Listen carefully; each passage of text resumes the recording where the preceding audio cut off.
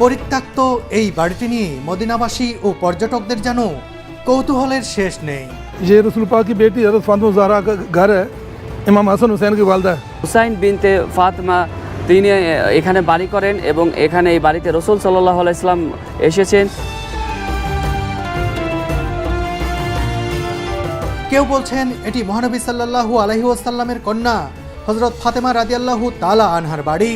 আবার কেউ বলছেন এটি মহানবী সাল্লাল্লাহু আলাইহি ওয়াসাল্লামের নাতি হযরত হুসাইন রাদিয়াল্লাহু তাআলা আনহুর কন্যা ফাতেমা বিনতে হুসাইনের বাড়ি।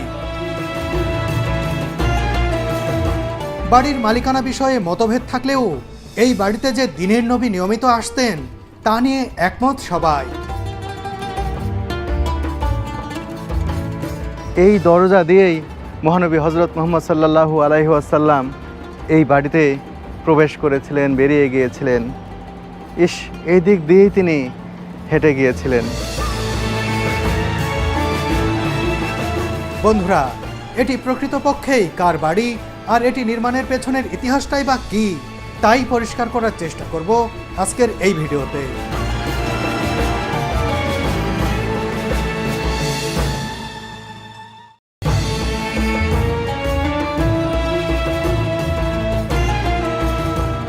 মদিনার পথে চলতে চলতে আমাদের Pakistani driver cum guide Shaukat ভাই বললেন, আমি তোমাদের আজ এমন একটি জায়গায় নিয়ে যাব যা দেখে তোমাদের আত্মা পরিতৃপ্ত হবে।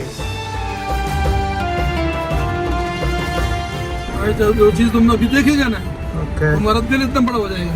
दिल जानते हैं ना? हाँ, दिल तो जानता है। दिल इतना बड़ा हो जाएगा देखिए। অনেকবার অনুরোধ করার পরও তিনি জায়গা সম্পর্কে আগে ভাগে কিছুই বললেন না আমাদের।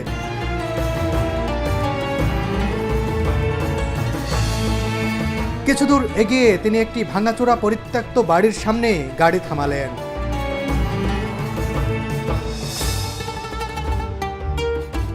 মসজিদে নববী থেকে 1.5 কিলোমিটার দূরের এই পুরনো বাড়িটির চারপাশ তার দিয়ে ঘেরা রয়েছে। শুধু তাই নয়, এর ভেতরে প্রবেশ করাও নিষেধ।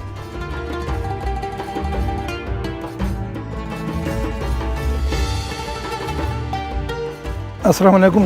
शौकत भाई, ये क्या है? ये रसूल पाक की बेटी हज़रत फातिमा ज़हरा का घर है, इमाम हसन हुसैन की वालदा है, हज़रत अली की बीवी।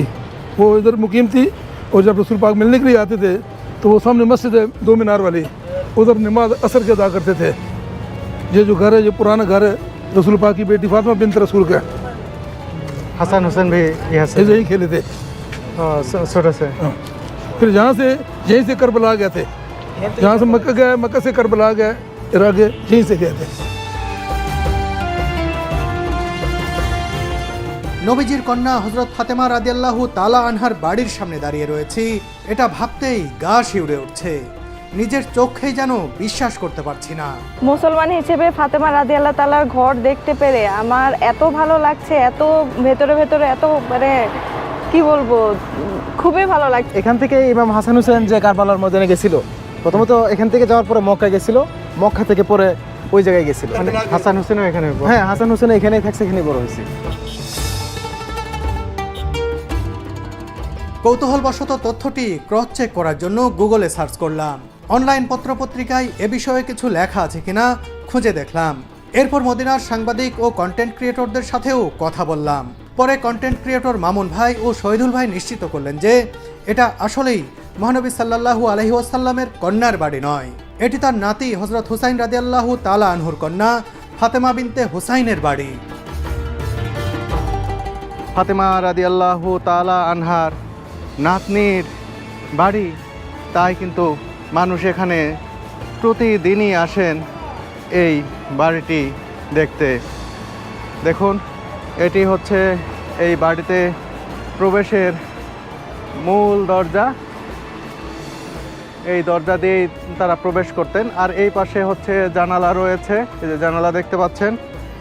আর এই পাশেও রয়েছে কিন্তু একটি কক্ষের মতো, প্রকোষ্ঠের মতো, জানি না এখানে তারা কি করতেন।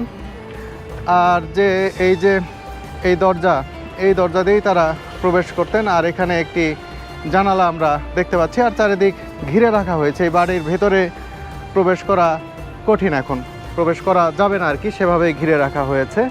দেখতে পাচ্ছেন আপনারা। এই বাড়িতে মহানবী সাল্লাল্লাহু আলাইহি ওয়াসাল্লাম অনেকবার এসেছেন, এ নিয়ে অবশ্য কারো কোনো দ্বিমত নেই। এই বাড়িটি এবং এই বাড়িটির এই দরজাটি আমার কাছে বিশেষ কারণে এটির গুরুত্ব অনেক।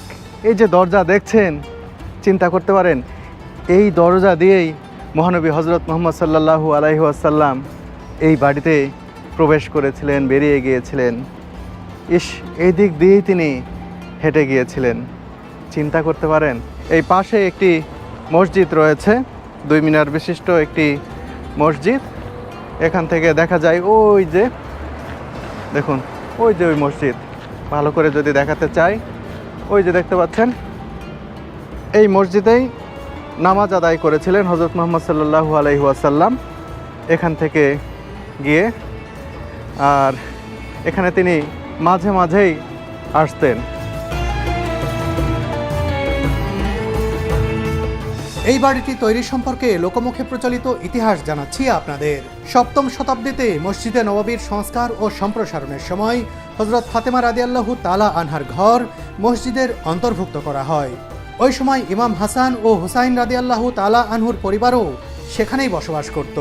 ঘরটি মসজিদে নববীর অন্তর্ভুক্ত হওয়ার পরই সেখান থেকে 1.5 কিলোমিটার দূরের এই জায়গায় এসে বাড়িটি নির্মাণ করেন মহানবী সাল্লাল্লাহু আলাইহি ওয়াসাল্লামের নাতনি ও হযরত হুসাইনের কন্যা ফাতেমা বিনতে হুসেন।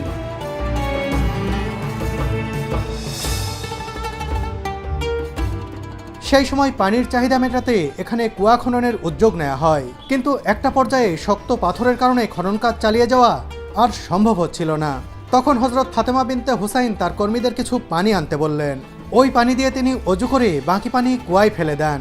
এরপর 2 রাকাত নফল নামাজ আদায় করে আল্লাহর কাছে দোয়া করে নিজেও খনন কাজে যোগ দেন।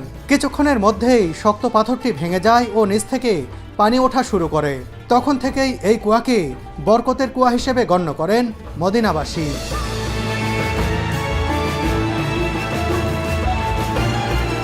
মদিনাতে 70টি কূপের পানি দিয়ে রাসূল সাল্লাল্লাহু আলাইহি ওয়াসাল্লাম অজু করেছেন এবং সেই কূপের পাশেই বাড়ি হয়েছে। এখানে যেখানে কূপ থাকতো সেখানেই বাড়ি হতো। সেই সুবাদেই এখানে একটি কূপ রয়েছে। এই কূপের পাশেই হুসাইন বিনতে ফাতেমা তিনি এখানে বাড়ি করেন এবং এখানে এই বাড়িতে রাসূল সাল্লাল্লাহু আলাইহি ওয়াসাল্লাম এসেছেন এবং এই কূপের পানিতে অজু করেছেন, এখানে নামাজও পড়েছেন। ওই পাশে একটি মসজিদও রয়েছে। এই মদিনাতে প্রায় 70টি কূপ যেখানে হয়েছে সে পাশেই রাসূল সাল্লাল্লাহু আলাইহি ওয়াসাল্লাম যেখানে নামাজ পড়েছেন সেখানে একটি মসজিদ হয়েছে। তো অনেকগুলো কূপ এখন বন্ধ হয়ে গেছে, সেগুলো আর দেখা যাচ্ছে না।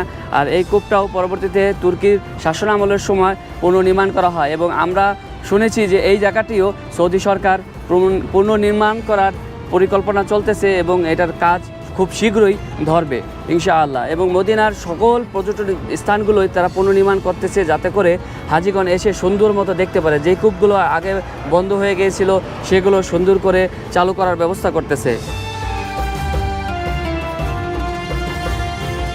এই বাড়িটি নিয়ে পর্যটকদের আকর্ষণ বাড়তে থাকায় বর্তমানে এটি সংস্কারের উদ্যোগ হাতে নিয়েছে সৌদি সরকার।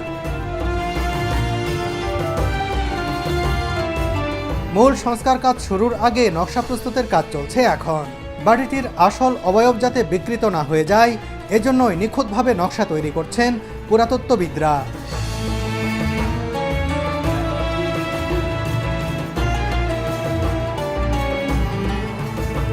আপনারা হয়তো ভাবছেন এমন একটি নিদর্শন কেন এর ভিতরে প্রবেশ করতে দেওয়া হচ্ছে না, কেনই বা এভাবে ঘিরে রাখা হয়েছে আর এরকম ধ্বংসস্তূপের মতো এখানে পড়ে রয়েছে, আর কেনই বা এখানে এভাবে গোল একটি সাইনবোর্ডের মতো করে এই যে দেখুন এখানে লেখা রয়েছে নো এন্ট্রি। এর পেছনের কারণ হচ্ছে এখানে এসে বিশেষ করে পাকিস্তান সহ বিভিন্ন দেশের পর্যটকরা যখন আসেন এই বাড়ির ইট খুলে নিয়ে যান, তারা পাথর খুলে নিয়ে যান। এই পাথরগুলো দিয়ে তারা এখানে এসে অনেকে সিজদা করতেন। এইসব কর্মকাণ্ড এবং এখানকার মাটি নিয়ে পাথর নিয়ে বিভিন্ন ধরনের কুফরি করা হতো, শিরক করা হতো। সে কারণেই কিন্তু সৌদি সরকার ব্যবস্থা নিয়েছে যাতে কেউ এসে এখানকার মাটি পাথর এগুলো না নিতে পারে এবং এই মাটি পাথর দিয়ে তারা শিরক করতে না পারে। এবং এইভাবে যদি পাথর মাটি একের পর এক খুলে নিয়ে যেতেই থাকেন তারা, তাহলে তো একসময় তো কিছুই থাকবে না। এখানে রয়েছেন মেহেদি ভাই, যিনি মদিনাতেই থাকেন, বাংলাদেশের ভাই। আপনি কি জানেন যেটা এইভাবে ঘিরে রাখার কারণ কি, রেস্ট্রিকশনের কারণ কি? আমি যেটা বললাম, Restriction-এর কারণ আপনি যেটা বলছেন এটাই আসলে মূল কারণ। এবং এরকম প্রত্যেকটা নিদর্শনেই যে ইসলামে রাসূল সাল্লাল্লাহু আলাইহি সাল্লামের যুগের যে নিদর্শনগুলো ছিল ম্যাক্সিমাম জায়গাতে এরকম নো এন্ট্রি করে দেওয়া আছে। বিভিন্ন ধরনের মানুষ এসে এখানে শিরক করা হয়, সিজদা দেয়। আপনি যেটা বললেন যে কেউ পাথর নিয়ে যায়, কেউ মাটি নিয়ে যায়, এখানে চুম্বন করে ওগুলা যার যার দেশে পর্যন্ত নিয়ে যায়। এরকম কারণে এই সৌদি সরকার এটাকে নো এন্ট্রি দিয়ে রেখে দিয়েছে। ये 2 मीनार वाली मस्जिद है। तो रसूल पाक अपनी बेटी के घर में आता था, वहाँ से उधर नमाज पढ़ता था।